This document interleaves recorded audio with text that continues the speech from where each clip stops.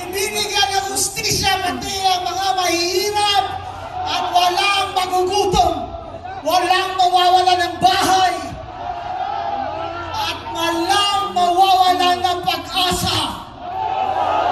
Pero ngayon, ang mga pangyayari ay nakakawalang pag-asa. Hindi lamang sa pagmamahal ng Panginoon natin ay magsusurrender na sana ako. Walang pag-asa. Imbis na mag-surrender tayo, kailangan sumigaw tayo ng karapatan natin sa isang malayang bayan na maunlad, na walang mga magnanakaw. Ay karapatan nating mga Pilipino na magkakapatid, anuman ang ating relisyon, ang kinabukasan ng ating mga anak ang mahalaga sa atin. Tingnan nyo ibang bansa. Tingnan nyo ibang bansa na 5 years ago lang ay nangunguna tayo sa kanila. Ngayon, nasa kulelat na tayo. Nasa ilalim na tayo. Turismo, kulelat.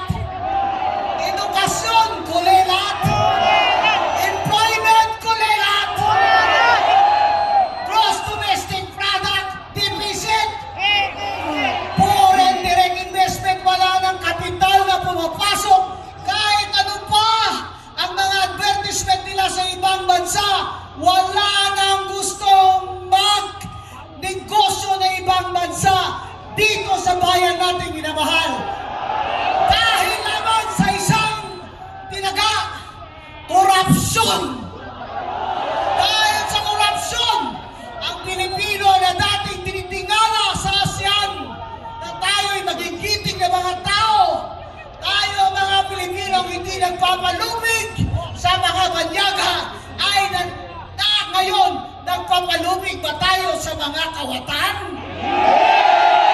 Hindi tayo magpapalubig sa mga kawatan. Kaya tayo nagrarally ngayon para marinig nila tayo na hindi nyo pwedeng gawin ito sa amin na walang mananagot. Kailangan may mananagot. At kung sino man ang puno nito, kailangan siya'y managot.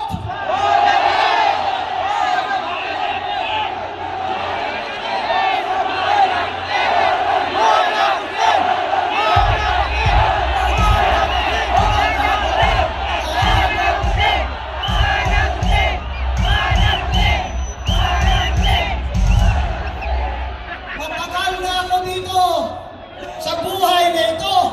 Matagal na rin ako sa politika. So check pa lang ako ng nanay ko. Nag-commissioner na ako sa Comelec. Ngayon lang ako nakakita ng gobyerno at Congress na puro magnanakaw. Panginoon, maawa ka sa amin. Panginoon, maawa ka sa amin. Bakit humantong sa ganito? Sa panahon na ang Pilipino ay halos wala nang makain 3 beses isang araw. Kalahati sa atin o 60 milyon ang nakakaranas ng gutom, habang ang mga buhaya ay pataba ng pataba.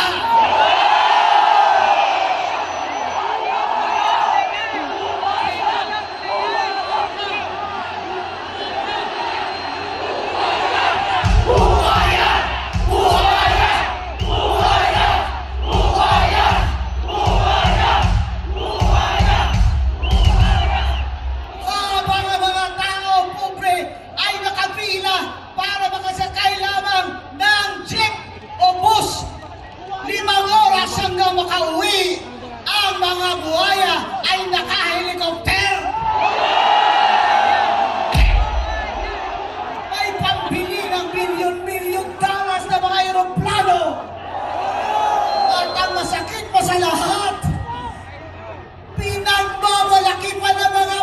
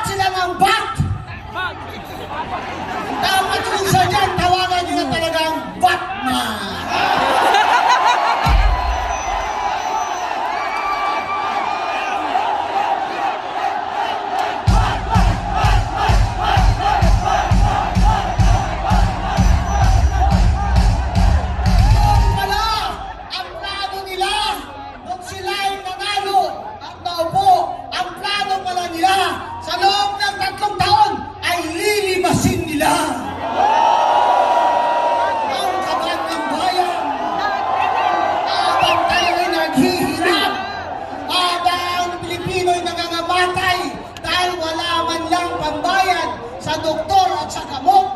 Namamatay yung mga bata dyan sa Philippine Heart Center dahil hindi napapaopera sa puso. Habang ang mga buhaya ay wala nga ba silang puso?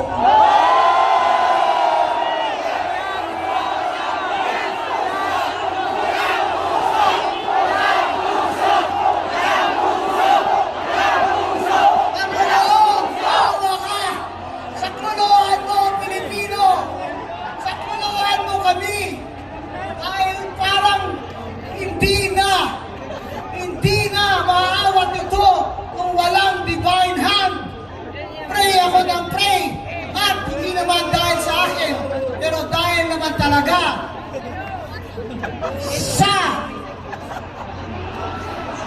Panginoon natin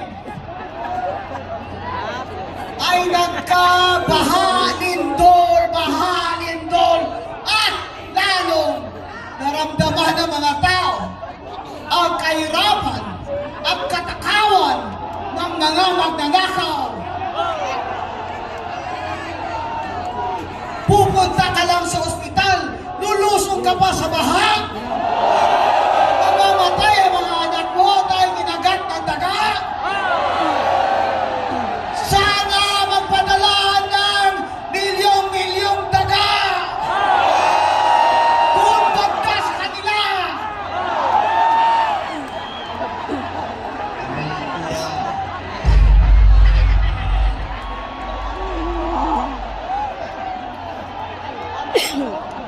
Kailangan po ang taong bayan ay mag-ingay na. Hindi po lamang tayo may obligasyon sa pagdarasal o hindi sa pag-aksyon din. Kung maalala ninyo sa libro ni Joshua, 7 araw, inikot-ikutan ng mga tao ang Jericho.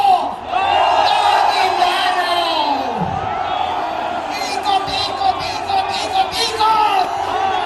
Jericho. Sa ikapitong araw, sumigaw ang mga tao. Mga magnanakaw. And on that day, the walls of Jericho came crumbling down. That is the power of our God. That is the power of our God. And that is the power of the prayer of God's people. Panginoon ko, bigyan niyo kami ng sapat na lakas na ipatuloy itong aming mga hinanaing at malinaw na po sana kasamaan dito sa gobyerno sa Pilipinas. Sana po magising na rin ang aming mga kapatid at sa 2028 ay wag na iboto itong mga magnanakaw na ito. Mga kapatid, mga kababayan, alang-alang sa ating mga anak na 3 taon pa pag ganito at walang mananagot ay walang pagbabagong mangyayari. Doon sa ibang bansa, sa Indonesia, na grabe #1 sa korupsyon, nagtayo ng tunay na Independent Commission on Corruption na pinangunahan ng dati nilang Supreme Court Justice. At dahil nagreklamo na ang lahat ng mga inuutangan ng Indonesia ay gumaling gumaling sila sa sakit na korupsyon. Kaya ngayon ang Indonesia ay mataas na rating sa credit index. Ang Pilipinas, 2.7 trillion every year gustong utangin ng ating mga pinuno. Sa 2.7 trillion, ang 2.6 dyan ay para lamang sa pagsweldo ng kanilang pamahalaan. Habang ang budget natin na hawak ng ating mga congressman at speaker at mga senador, nagkaling dapat ang calculation, komputasyon kung magkano ang mai-income ng Pilipinas galing sa ating taxes at sa ating GDP ay lobo-lobo na ang budget. Paldo-paldo na! Paldo! Paldo! Paldo! Paldo! Paldo! Paldo na, Congressman! Tama na! Tama na! Tama na! May mananagot! Mananagot! Mananagot! Maraming salamat mga kapatid! Maraming salamat mga Diyos! Mga kapatid, pasalamatan natin, Atty. Rowena